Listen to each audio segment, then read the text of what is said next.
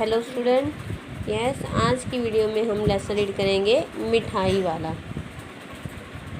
इस कहानी में खिलौने वाला अपने खिलौने बेचने के लिए बहुत ही मधुर आवाज़ में गाता है। क्या कहता है कि बच्चों को बहलाने वाला खिलौने वाला।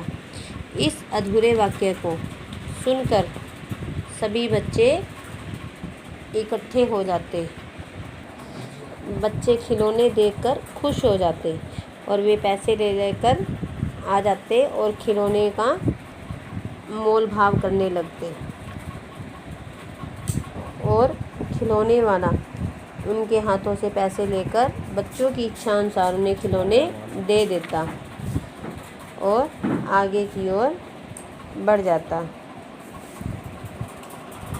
राय विजय बहादुर के बच्चे भी एक दिन खिलौने लेकर घर आए और वे अपने माता पिता को उन खिलौनों को दिखा रहे थे। तभी उनकी माँ रोहिणी ने पूछा कि अरे ओ चुन्नू मुन्नू, ये खिलौने तुमने कितने में लिए हैं? मुन्नू बोला 2 पैसे में।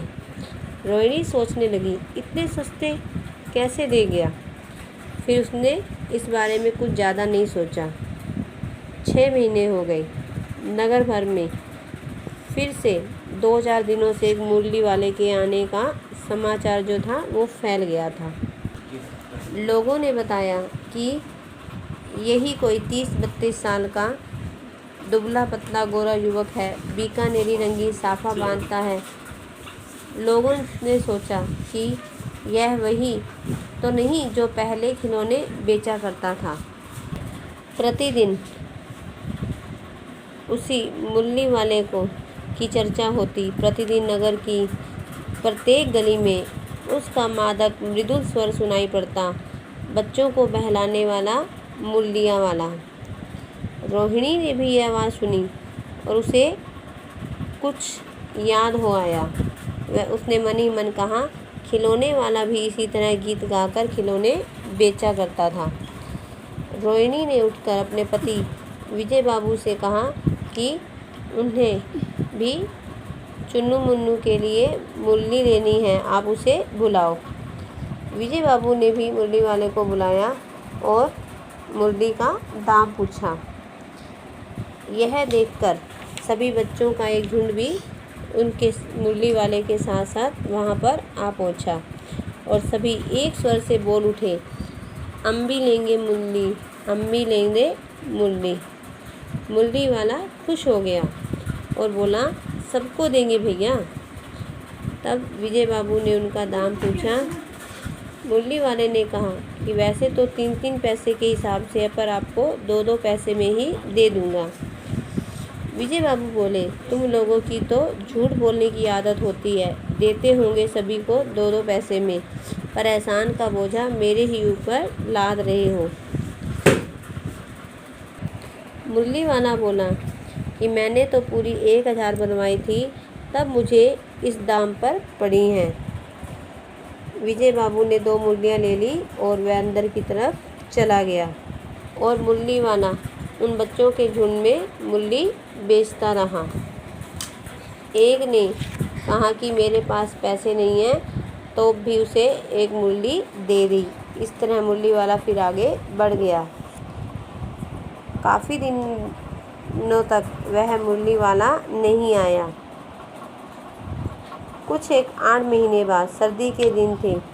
रोहिणी स्नान करके मकान की छत पर चढ़कर आजानुलंबित केश राशि सुखा रही थी, अपने बाल सुखा रही थी।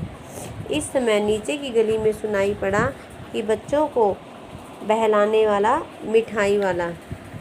यह आवाज़ सुनकर रोहिणी को कुछ याद आ गया और वह रोहिणी नीचे ही उतर आई।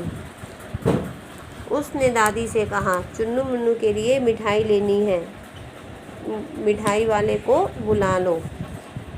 दादी ने मिठाई वाले को बुलाया और बोला।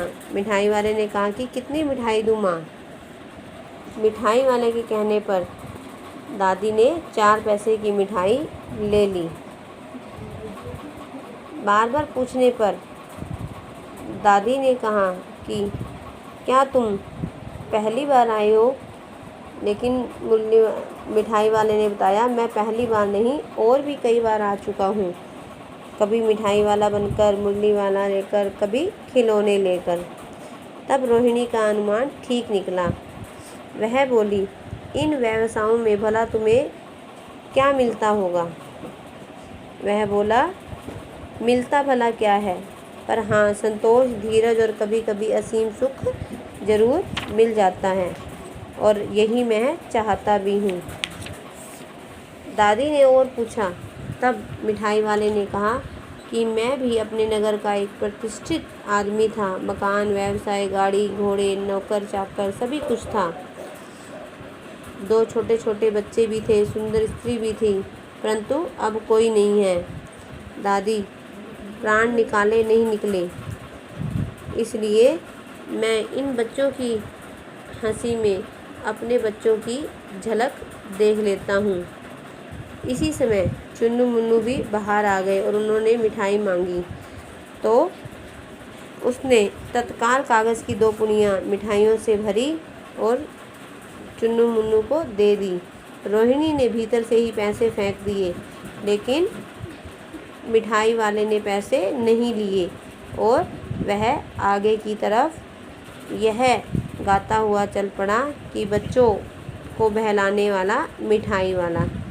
ये आपका लेसन कंप्लीट हो गया है। आपने ये लेसन रीड करना है और एक्सरसाइज ट्राई करनी है।